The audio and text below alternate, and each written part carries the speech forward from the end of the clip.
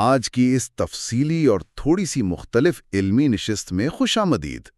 آج ہم تاریخ، ادب اور عقائد کے ایک ایسے چوراہے پر کھڑے ہیں جہاں بہت سے پرانے خیالات نئے زاویوں سے دیکھے جا سکتے ہیں۔ جی، اور یہ زاویے واقعی سوچنے پر مجبور کر دیتے ہیں۔ بالکل۔ آج کی ہماری اس تفصیلی گفتگو کا جو بنیادی ماخذ ہے وہ ایک انتہائی زیر بحث کتاب ہے، مطلب سید امجد حسین کی کتاب قرآن اور اس کے مصنفین، حصہ اول۔ یہ ایک ایسا موضوع ہے جو اپنے اندر صدیوں پر محیط تاریخی حوالے سمیٹے ہوئے ہے۔ ایسا ہی ہے، لیکن اس سے پہلے کہ ہم اس گہرے سمندر میں اتریں، ایک نہایت اہم اور واضح اصول طے کرنا بہت ضروری ہے۔ اس مطالعے کا مقصد کسی بھی قسم کے نظریے کی نہ تو تائید کرنا ہے اور نہ ہی اس کی تردید کرنا ہے۔ صحیح، یہ بات واضح ہونی چاہیے کہ ہم صرف ایکیڈیمک سطح پر بات کر رہے ہیں۔ جی بالکل، ہمارا ہدف خالصتاً ایک غیر جانبدارانہ نقطہ نظر سے اس کتاب میں پیش کیے گئے ان دعووں کا جائزہ لینا ہے جو مصنف نے کیے ہیں۔ یہ مطالعہ صرف اور صرف فراہم کردہ ماخذ کی حدود میں رہے گا تاکہ حقائق کو دیانتداری سے سامنے رکھا جا سکے۔ اور یہ غیر جانبداری اس پوری بحث کی جان ہے۔ میں سمجھتی ہوں کہ جب بھی تاریخ کا مطالعہ کیا جاتا ہے، خصوصاً 7ویں صدی کے عرب معاشرے کا، تو ہمیں جذبات سے بالاتر ہو کر ان حقائق کو دیکھنا پڑتا ہے۔ بالکل صحیح کہا۔ اس مخصوص کتاب کا جو سب سے بنیادی استدلال ہے وہ یہ ہے کہ انسانی تاریخ میں کوئی بھی کلام یا نظریہ اچانک کسی خلا میں جنم نہیں لیتا، یعنی وہ پہلے سے موجود چیزوں سے متاثر ہوتا ہے۔ بالکل۔ مصنف بڑی صراحت سے یہ دلیل دیتے ہیں کہ ہر بڑے نظریے پر اس کے اپنے دور کے رسم و رواج، سماجی عقائد اور خاص طور پر اس دور کے ادب کے گہرے اثرات ہوتے ہیں۔ اچھا، آئیے اس کو ذرا تفصیل سے سمجھتے ہیں۔ کتاب کے بالکل ابتدائی حصے میں ہی مصنف ایک ایسا دعویٰ پیش کرتے ہیں جو قبلہ از اسلام مکہ کے عقائد سے جڑا ہے۔ جی، وہ چاند دیوتا والا حصہ۔ ہاں، ہم سب نے روایتی تاریخ میں مکہ کے بتوں کے بارے میں پڑھا ہے، لیکن یہاں زاویہ تھوڑا مختلف ہے۔ کتاب کے مطابق اس دور میں عربوں کا جو سب سے بڑا خدا تھا وہ دراصل ایک چاند کا دیوتا تھا جسے لوگ الہ یا ہبل کہتے تھے۔ اور اگر ہم اس صحرائی اور تجارتی معاشرے کے تناظر میں سوچیں تو یہ بات منطقی بھی لگتی ہے۔ سورج کی تپش کے بجائے رات کے وقت چاند کی روشنی میں سفر کرنا ان کے لیے زندگی کی علامت تھا۔ بالکل، اور مصنف کا دعویٰ ہے کہ مکہ کے جو دیگر مشہور دیوتا تھے وہ الگ الگ نہیں تھے بلکہ اسی دیومالائی خاندان کا حصہ تھے۔ اسی نقطے کی بنیاد پر مصنف نے ایک بہت تفصیلی خاکہ کھینچا ہے۔ کتاب میں اس بات کا گہرا تجزیہ موجود ہے کہ کس طرح لات، عزا اور منات کا تعلق اسی چاند دیوتا کے خاندان سے جوڑا جاتا تھا، جنہیں خدا کی بیٹیاں تصور کیا جاتا تھا۔ بالکل صحیح۔ اب ماہرین عمرانیات اور اس کتاب کے مصنف کے نزدیک جب بھی کوئی نیا نظریہ کسی ایسے معاشرے میں آتا ہے جس کی معیشت ان دیوتاؤں سے جڑی ہو تو اسے ابتدائی طور پر شدید مزاحمت کا سامنا کرنا پڑتا ہے۔ اور اسی مزاحمت کو واضح کرنے کے لیے کتاب میں ایک بہت متنازع تاریخی واقعے کا حوالہ دیا گیا ہے جسے تاریخ میں غرانیق کا واقعہ کہا جاتا ہے۔ جی، مصنف کے نزدیک یہ واقعہ کوئی گھڑی ہوئی کہانی نہیں ہے بلکہ اس بات کی ایک ٹھوس تاریخی دلیل ہے کہ ابتدائی دور میں قریش مکہ کے شدید دباؤ کو کم کرنے کے لیے ایک قسم کا سمجھوتا کرنے کی کوشش کی گئی تھی۔ اور مصنف نے اس مصلحت کو ثابت کرنے کے لیے باقاعدہ ان الفاظ کا حوالہ دیا ہے۔ تاریخ میں ملتا ہے کہ جب سورۃ النجم کی تلاوت کی جا رہی تھی تو مبینہ طور پر اس میں لات اور عزا کے حوالے سے کچھ ایسے الفاظ ادا کیے گئے جو حیران کن تھے۔ وہ عربی الفاظ جو کتاب میں نقل کیے گئے ہیں، تلک الغرانیق العلیہ وَإِنَّ شَفَاعَتُهُنَّ لَتُرْتَجِی، جس کا مطلب یہ بنتا ہے کہ یہ دیویاں بلند رتبہ پرندے ہیں اور ان کی سفارش کی امید کی جا سکتی ہے۔ کتاب دعویٰ کرتی ہے کہ جیسے ہی مکہ کے لوگوں نے اپنے خداؤں کی یہ تعریف سنی تو وہ خوشی سے سجدے میں گر پڑے۔ اس واقعے کا تاریخی اور نفسیاتی پس منظر سمجھنا بے حد اہم ہے۔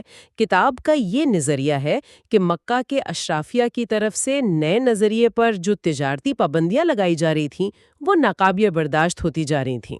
تو یہ ایک وقتی سیاسی مصالحت تھی۔ مصنف یہی استدلال کرتا ہے، لیکن جیسا کہ کتاب مزید واضح کرتی ہے، یہ مصالحت زیادہ دیر تک قائم نہیں رہ سکی۔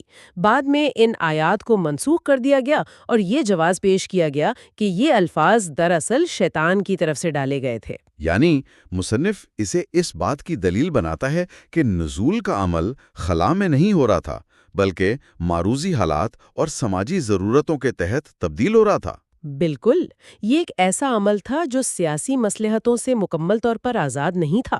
اچھا، یہاں بات واقعی بہت دلچسپ ہو جاتی ہے، کیونکہ جب ہم ان معاشرتی اثرات کی بات کرتے ہیں تو 7ویں صدی کے عرب میں سب سے طاقتور چیز ان کی تلوار نہیں تھی، بلکہ ان کا ادب اور شاعری تھی۔ جی، شاعری تو ان کا سب کچھ تھی۔ بالکل۔ کتاب گفتگو کا رخ ایک ایسی شخصیت کی طرف موڑتی ہے جسے قبل از اسلام عرب کا سب سے مشہور شاعر کہا جاتا ہے، امر القیس۔ مصنف کا دعویٰ ہے کہ اگر اس دور کے ادب کا مطالعہ کیا جائے تو بہت سی کڑیاں خود بخود جڑنے لگتی ہیں۔ اس کی سنگینی کو سمجھنے کے لیے ہمیں دیکھنا ہوگا کہ عربوں کے لیے شاعری محض تفریح نہیں تھی، یہ ان کا ماس میڈیا تھا، ان کی شناخت تھی۔ اگر آج کے دور سے موازنہ کریں تو یہ اس دور کا سب سے بڑا وائرل ٹرینڈ تھا۔ بالکل درست کہا۔ معلقات کا تصور بھی تو یہی تھا۔ جی، امر القیس کے اشعار کو معلقات میں شامل کیا گیا تھا۔ یہ وہ شاہکار نظمیں تھیں جنہیں سونے کے پانی سے لکھ کر کعبہ کی دیواروں پر لٹکایا جاتا تھا۔ جو بات کعبہ کی دیوار تک پہنچ گئی وہ پورے عرب کے ذہنوں پر نقش ہو گئی۔ اور کتاب میں جو دعویٰ کیا گیا ہے وہ واقعی حیران کن ہے۔ مصنف نے تقابلی جائزہ پیش کرتے ہوئے یہ کہا ہے کہ امر القیس کی شاعری کے کئی اشعار اور ان کی تشبیہات قرآن کی آیات سے ناقابل تردید حد تک ملتی جلتی ہیں۔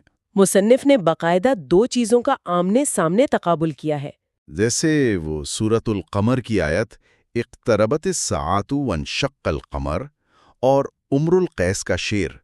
مصنف کے مطابق ان میں ایک زبردست لسانی مماثلت ہے۔ اسی طرح سورۃ الضحیٰ کی ابتدائی آیات جن میں صبح کی روشنی اور رات کی قسم کھائی گئی ہیں، مصنف کا دعویٰ ہے کہ یہ مخصوص الفاظ اور ردھم امر القیس کے اشعار میں پہلے سے موجود تھے۔ مصنف کا تو یہ بھی ماننا ہے کہ اتنی بڑی لسانی مشابہت اتفاق نہیں ہو سکتی، بلکہ یہ پچھلے ادب کا براہ راست اثر ہے، اور اس پر ایک تاریخی روایت کا حوالہ بھی دیا گیا ہے۔ جی، وہ واقعہ جس میں حضرت علی کی بیٹی فاطمہ کا ذکر ہے۔ کتاب میں درج ہے کہ انہوں نے ایک لڑکی کو امر القیس کے اشعار گنگناتے سنا جو قرآنی آیات سے اتنے مشابہ تھے کہ انہیں حیرت ہوئی۔ اور پھر اس لڑکی نے، جو کہ امر القیس کے خاندان سے تھی، یہ جواب دیا کہ تمہارے باپ نے میرے باپ کے اشعار چرا لیے ہیں۔ اب طالب علم اس روایت کی سند پر بحث کر سکتے ہیں، لیکن مصنف اسے اس لیے لایا ہے تاکہ ثابت کر سکے کہ اس وقت کے مقامی لوگوں کو بھی اس ادبی تسلسل کا بخوبی احساس تھا۔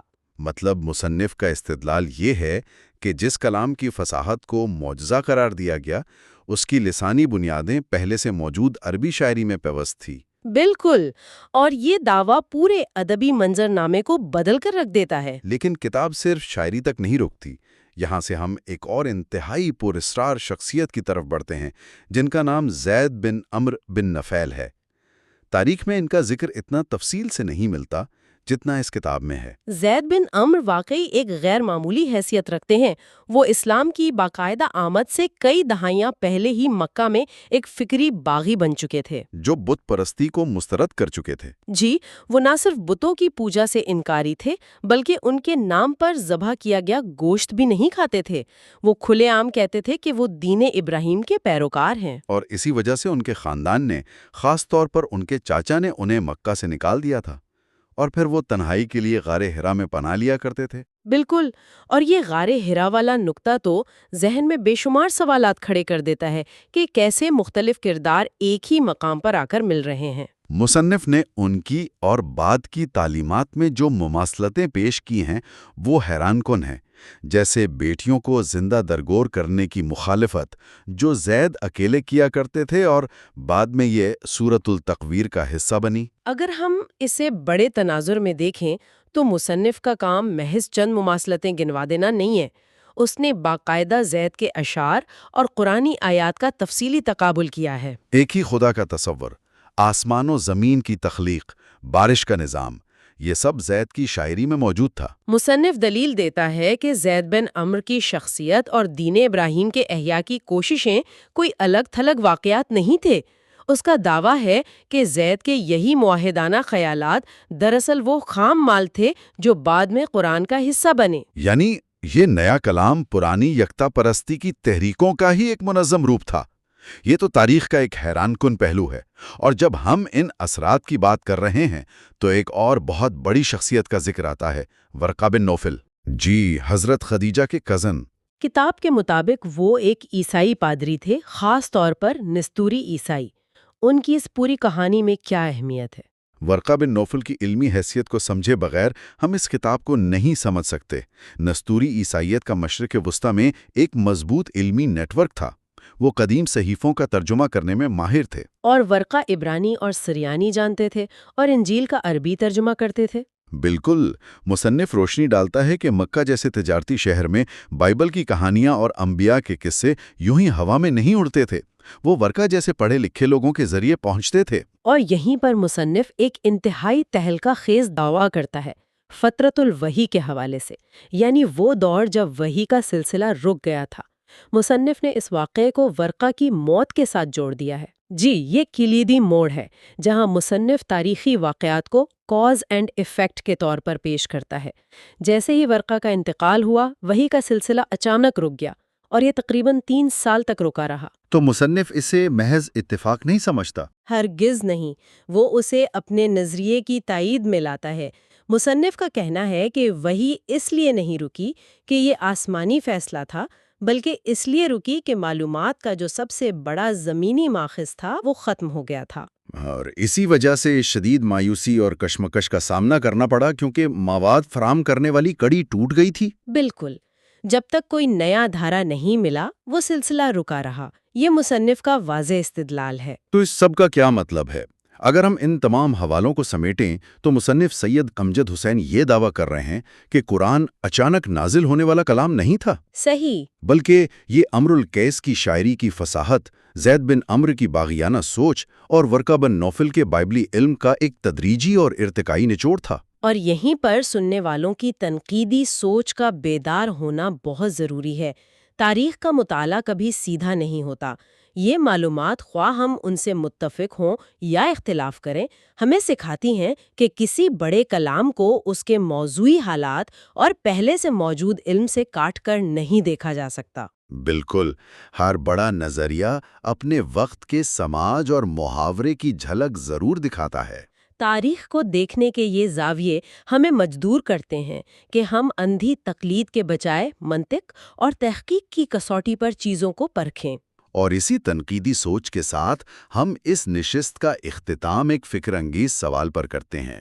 ہم نے امر القیس کی شاعری اور قرآن کی مماثلت کی بات کی، لیکن سوچنے کی بات یہ ہے کہ کیا ہم پورے یقین سے کہہ سکتے ہیں کہ امر القیس کے وہ اشعار من و ان اسی طرح پڑھے جاتے تھے؟ یہ واقعی ایک گہرا سوال ہے۔ یا کیا یہ ممکن ہے کہ بعد میں آنے والی نسلوں نے جو قرآن کی زبان سے بے حد متاثر تھیں، پچھلی زبانی شاعری کو لکھتے وقت لاشعوری طور پر اسے قرآنی سانچے میں ڈھال دیا ہو؟ کیا امر القیس نے قرآن کو متاثر کیا، یا بعد کے راویوں نے امر القیس کی شاعری کو قرآن جیسا بنا دیا؟ یہ ایک ایسا پراسرار سوال ہے جس پر ہر سیکھنے والے کو خود تحقیق کرنی چاہیے۔ اس مطالعے میں ہمارے ساتھ شامل رہنے کا بہت شکریہ۔